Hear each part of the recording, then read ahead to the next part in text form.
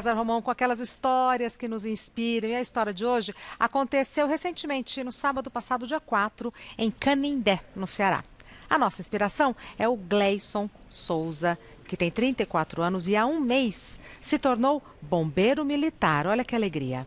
Ao receber o primeiro salário dele, o que ele fez? Ele gastou em compras para ele ou para a família dele? Foi comemorar com os amigos?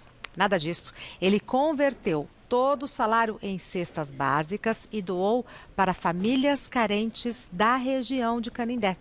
Gleison havia feito uma promessa a São Francisco das Chagas, que é o padroeiro da cidade de Canindé, que se fosse aprovado no concurso, converteria todo o primeiro salário integralmente em benefício a pessoas carentes. Os novos companheiros de Gleison, da 6ª Companhia do 3º Batalhão de Bombeiros da Polícia Militar, ajudaram com a entrega.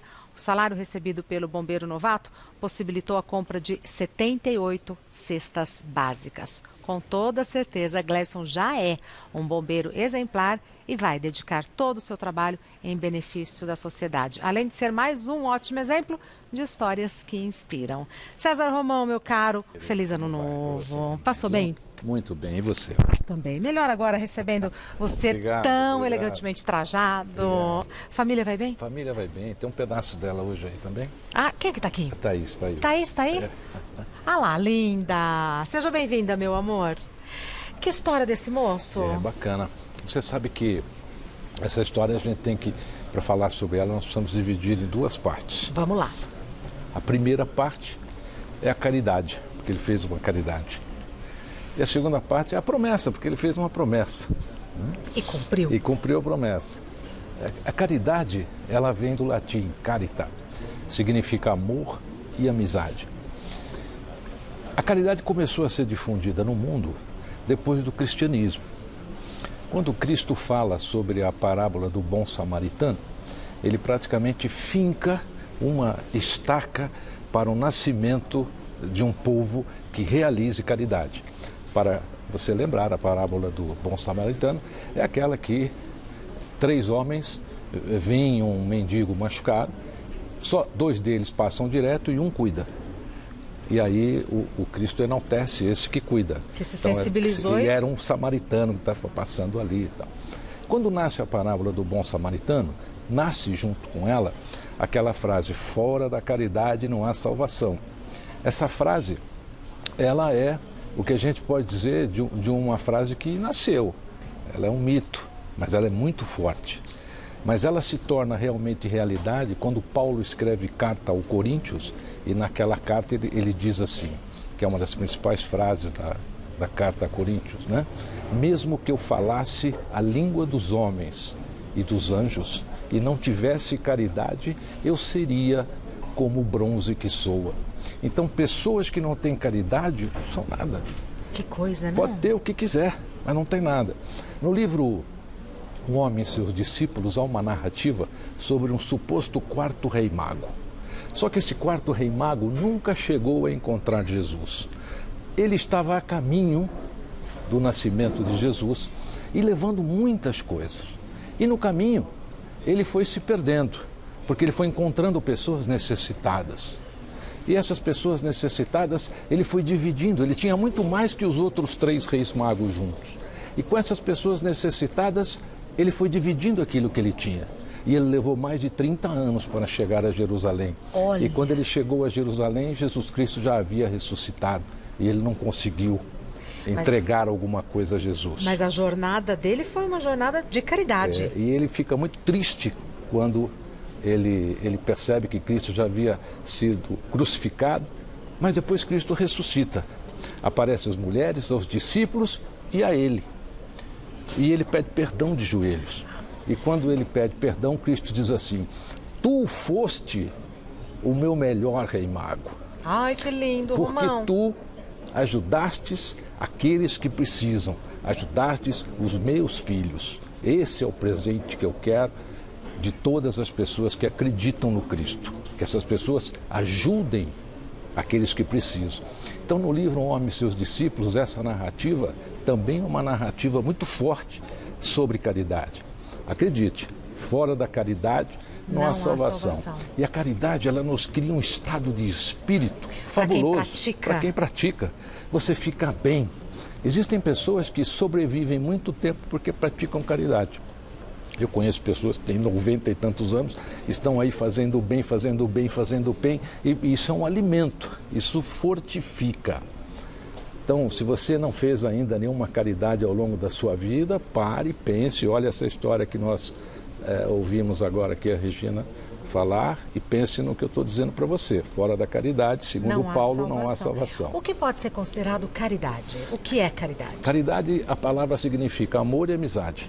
Quando você dá amor e amizade para alguém, você supre uma necessidade dessa pessoa.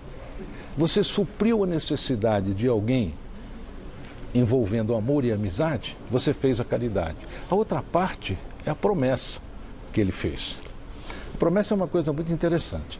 Você sabe que a primeira promessa do mundo foi feita, Deus cria o mundo, aí ele cria o paraíso, segundo consta aí a história, o paraíso teria sido instaurado na antiga Lemúria, que hoje é a África, né? E lá Deus concebeu Adão e Eva. Ali nasce a primeira promessa. Quando Adão e Eva prometem não tocar no fruto proibido. Eva não cumpriu a promessa. Então, a promessa passou a existir, mas também passou a ser quebrada. Numa pesquisa que há muito tempo eu fiz na Bíblia, você sabe que existem mais de 8.400 textos de promessa na Bíblia? Tudo isso, Romão? Tudo isso. 7.400 são de Deus. É Deus prometendo. E cumprindo. Então, aí que está. Promete. Mas prometeu para quem? Porque muitas promessas que ele fez a determinadas pessoas, as pessoas não estavam aptas para cumprir a promessa. E você sabe que quando nós fazemos uma promessa, por exemplo, a promessa, na realidade, ela não tem poder, assim como uma imagem. Uma imagem não tem poder. O poder vem da seguinte maneira: promessa e imagem são pontos de concentração. Eles não te tiram da sua decisão.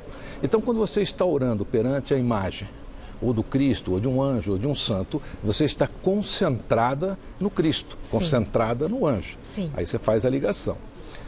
E ela aumenta a sua capacidade de competência.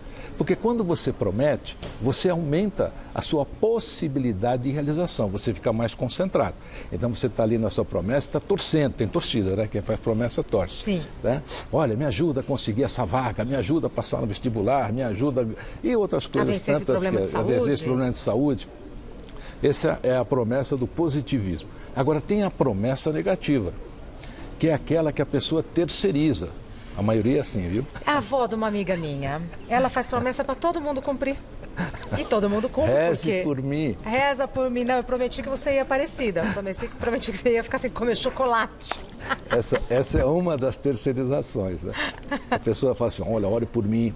Olha, eu prometi que se você ganhasse isso aí, você ia. É isso mesmo, ela terceirizou a promessa. E tem aquele que terceiriza e larga. Então ele terceirizou e quer que o anjo resolva, quer que o santo resolva. E não funciona bem assim, porque Deus, ele dá o laço na gente. Mas ele dá a corda e dá o laço. Mas ele precisa das nossas mãos para dar a mão no laço, intuitivamente. Então, se você fez uma promessa, lembre-se, ela precisa de você. É uma parceria. É uma parceria. Você precisa criar nessa promessa um ponto de concentração com o que você deseja e aquilo que você prometeu. E é tão bom ter fé, né? Como a vida fica, eu acho que a vida fica mais fácil para quem tem fé. Sabe quando você acredita e faz essa parceria e acredita e se concentra, acaba virando uma profissão de fé, né? Você exercita a sua fé todos os dias. A fé é o telefone de Deus. Como disse Cristo em uma das suas parábolas, né? Quem não tem fé é como uma figueira seca, uma árvore que não tem fruto. Porque o nosso fruto vem da fé, vem da crença que nós temos naquilo que é bom, naquilo que é transformador. Tem gente que usa essa crença para outras coisas. É faca, né? Passa manteiga no pão, mas também pode tirar a vida de alguém. Então, toda vez... eu posso recomendar para as pessoas não fazerem promessa terceirizada? Por favor. Não faça promessa para o outro cumprir, tá certo? E se você fizer a promessa, não terceiriza, não deixa só na mão do anjo, não, ou não deixa só na mão do santo.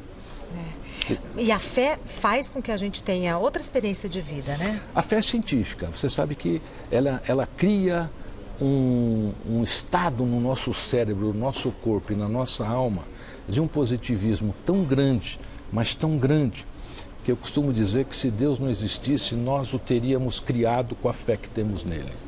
De tão poderosa que é essa capacidade humana. E por incrível que pareça, essa é uma capacidade humana. Outros mamíferos, outros membros da natureza não têm a capacidade da fé.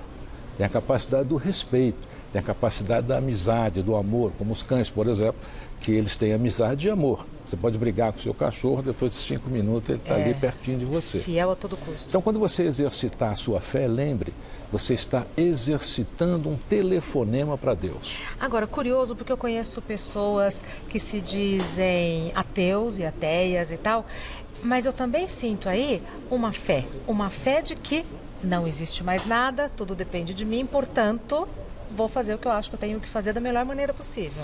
Ser ateu, o ateísmo também é uma crença. É a crença no nada. Exato. A pessoa não crê em nada, é uma crença. Agora, pode encher um avião de ateu, eu garanto. Pode encher um avião de ateu, diga para o piloto declinar esse avião em direção ao solo e dizer que se todos não orarem, o avião cai. Né? Eu garanto a você que todos eles vão orar. Porque o que acontece? Às vezes a pessoa ainda não foi submetida a experiências suficientes para tocarem a sua consciência, para tocarem o seu coração. Você sabe que a consciência é o único lugar onde nós podemos mudar as pessoas. Cristo estava escrevendo na areia, levaram até ele uma mulher e disseram: Cristo, essa mulher foi pega em flagrante adultério. Pela lei de Moisés, ela precisa ser apedrejada até a morte. O que fazer? E ele disse: era uma armadilha. Porque se ele dissesse para praticar a lei de Moisés, ele estaria contra o que ele prega. Se ele mandasse pregar o que ele estava fazendo ali, ele estaria indo contra a lei de Moisés. Então ele se levanta e diz: não, que atire a primeira pedra, que atire a primeira pedra aquele aqui que não tiver um pecado. E aí as pessoas vão embora. Ele olha para a mulher e diz: não vejo ninguém aqui que te condene, vai e não peque mais. Eu também não te condeno. Nesse momento, ele não falou ao coração. Ele não falou à mente daquelas pessoas que queriam apedrejar aquela mulher. Ele falou à consciência. Quando nós conseguimos tocar a consciência das pessoas, é que nós criamos nelas um estado de religiosidade. Nossa, fiquei refletindo agora, porque é muito sério, né? Porque você pode tocar a consciência das pessoas para o bem ou não. Só existe a consciência para o bem. Ah, que graça. A consciência para o mal, ela não existe, porque o mal é escuridão, é ausência de luz. Quando a luz chega, a escuridão acaba. Então, tocou a consciência... É para o bem. É para o bem. Sempre para o bem. Todas as pessoas que têm a sua consciência tocada sempre farão o bem, sempre farão o melhor para ela e para os outros. É o caso desse jovem que nós vimos hoje aqui. Ele foi tocado pela consciência. Ele foi tocado. A consciência deu a ele a vontade de fazer uma promessa, cumprir essa promessa e ajudar pessoas que precisam. Agora, olha que curioso. Ele fez a promessa e prestou o concurso. Seguramente, para prestar o concurso e ser bem sucedido, ele colocou em prática aquela lista de predicados que nós já conversamos aqui, que é determinação, entusiasmo, disciplina, né? E acreditar nele. Porque não é porque você fez uma promessa que você deixa de acreditar em você. A pessoa, quando faz uma promessa, é para que ela tenha mais crença nela. Você ganhou um impulso, por exemplo, você ganhou um empurrão. É como você se lembra nos filmes da Roma Antiga, as corridas de biga, sim, principalmente em Ben-Hur, de 1959, Charlton Heston, fabuloso, se você não assistiu, assiste. As pessoas veem aqueles cavalos ali nas bigas e acham que são todos iguais. Todos aqueles cavalos são diferentes. O cavalo que está na esquerda é o cavalo que pode dar estabilidade na curva. O cavalo que está ao lado dele é o cavalo que vai fortalecê-lo. O cavalo do meio é o que corre mais. E o cavalo da ponta é o cavalo que tem melhor saída. Uma equipe. Exatamente. É uma equipe. Então, cada cavalo está ali no seu lugar. A nossa vida é a mesma coisa. Nós precisamos colocar cada competência, cada capacidade e cada virtude. Nós temos virtudes, uma delas nós discutimos hoje aqui, que é a caridade, no devido lugar. Então não adianta você fazer, por exemplo, caridade para quem nem sabe o que é isso. Você nem sabe se a pessoa está precisando disso. Tem gente que não valoriza. Então, existe uma outra parábola sobre a pérola aos porcos, né? Que é mais ou menos isso. Você deve ajudar quem valoriza e quem precisa. Porque tem gente que nem precisa. Tem gente que às vezes pede as coisas por pedir, quer as coisas por querer, reclama por reclamar. Tem gente que se você tirar o problema, você arruma outro. Fala, como você tirou o meu problema? Então eu tenho que saber como Noção. E onde exercer. Exatamente, você tem que ter caridade. noção. Você vê que ele usou o carro dos bombeiros? Sim. E você viu que ele mapeou ali os bairros? Sim. Né? A matéria fala sobre isso, ele mapeou os bairros, ele foi lá saber quem realmente estava precisando. Ô, Romão, eu corro o risco de ser muito invasiva? Eu quero ajudar, eu quero e acabo me intrometendo na vida das pessoas, aí ao invés de ajudar eu atrapalho? Olha, dificilmente alguém que faz o bem invade a vida de alguém. Porque se eu estou necessitado de algo e encontro alguém que vai amparar a minha dor, que vai amparar a minha necessidade, eu abro o meu coração. A pessoa vai ser sempre bem recebida. Sempre bem recebida. Então não tenha medo de ser boa. E não deixe de ser boa pelo mal que lhe fazem. Porque o que a gente mais vê hoje, Regina? A gente vê o seguinte: as pessoas deixam de ser boas porque elas foram vítimas de determinadas coisas. Então, agora está uma onda aí de golpe no WhatsApp, as pessoas estão saindo do WhatsApp, sabe? Como se tudo fosse o golpe, como se o WhatsApp fosse só esse golpe da festa aí, que está atingindo os artistas aí. Então, não deixe de ser bom pelo mal que te fazem. Esqueça o mal que te fazem. Corta essa bagagem, seja bom, sempre. E tentar aprender, né? De repente, fui fazer caridade para quem não precisava. Isso acontece. Não é? E aí as pessoas se decepcionam. Então, antes de fazer a caridade, avalia, coloca os cavalos da sua biga no lugar certinho. Verifique se aquelas pessoas realmente precisam. Porque tem gente que não está nem aí. É muito comum você ver as pessoas no final de ano, por exemplo, saírem distribuindo coisas. Nem sabe para quem estão distribuindo.